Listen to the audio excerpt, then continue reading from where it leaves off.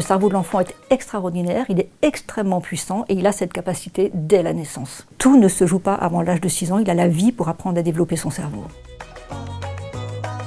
Une chose qui a modifié le regard qu'on a sur l'intelligence, c'est qu'on pensait que l'enfant, quand il naissait avec quasiment rien dans son cerveau et que c'est l'apprentissage qui allait finalement lui permettre de traiter l'information et, selon la formule, le rendre intelligent.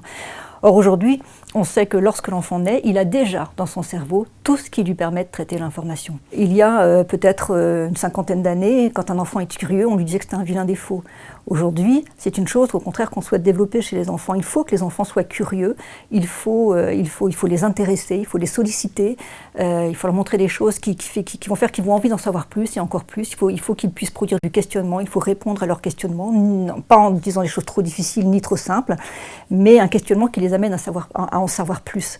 Quand un enfant se montre curieux de tout, d'ailleurs un enfant est naturellement curieux de tout, je crois que ça développe profondément son intelligence. Il y a autant d'intelligence que d'êtres humains, autant de cerveaux que d'êtres humains, de cerveaux différents que d'êtres humains, et c'est la multiplicité, la complicité de tous ces cerveaux qui fait l'intelligence humaine. Donc l'intelligence est une belle chose et je ne crois pas qu'on puisse la définir.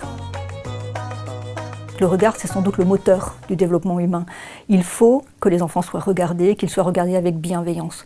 C'est-à-dire que jamais un enfant ne doit pouvoir penser ou imaginer qu'il n'est pas suffisamment regardable ou pas aimable, parce que l'enfant va vite faire des conclusions qui vont se retourner contre lui-même. L'enfant va puiser dans le regard de l'autre, ce qui va constituer son propre moi.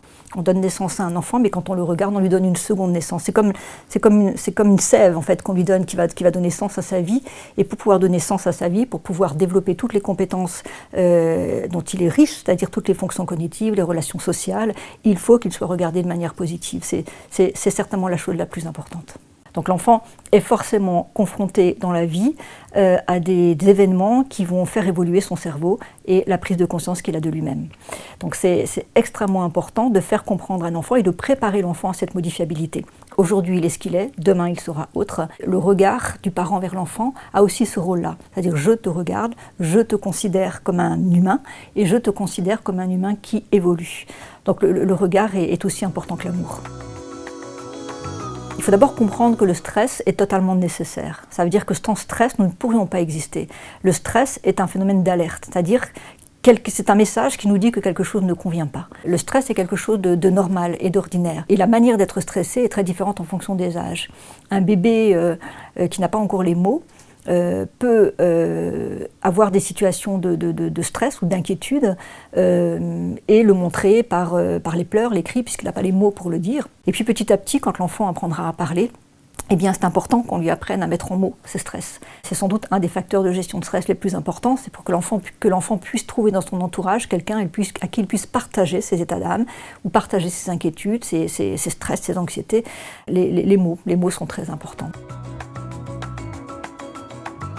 En tant qu'être humain, nous sommes biologiquement programmés pour répondre à des rythmes. Le sommeil a un rôle de régulation des fonctions cognitives aussi importante que l'apprentissage diurne quand on est à l'école. Pour qu'un enfant apprenne, il faut qu'il dorme. Donc un enfant petit doit dormir longtemps la nuit et il doit absolument faire une sieste. Alors, il y a des enfants qui ne souhaitent pas dormir, mais c'est pas grave, c'est-à-dire un enfant peut rester à s'allonger quelques minutes et rêvasser à rien, à tout, à rien. C'est important qu'il ait des moments qu'on appelle ce moment de réseau de mode par défaut, c'est-à-dire des moments où l'enfant ne fait rien. C'est-à-dire des moments où il s'allonge, où il joue avec ses petites voitures, il construit avec ses Legos des tas de choses, mais un moment qui n'est qu'à lui, où il n'est pas sollicité par des tas de choses à l'extérieur, il n'est qu'à lui et il se tourne en lui-même. C'est là qu'il apprend aussi qu'il est un être humain. Ces moments de sommeil, ces moments de silence, ces moments de retrait, un peu, pour être avec soi-même, sont des moments extrêmement importants dans une vie d'enfant. Croyez en la modifiabilité de vos enfants, croyez en eux toujours, même quand à certains moments de la vie, ils pourraient vous montrer le pire, ça s'appelle l'adolescence.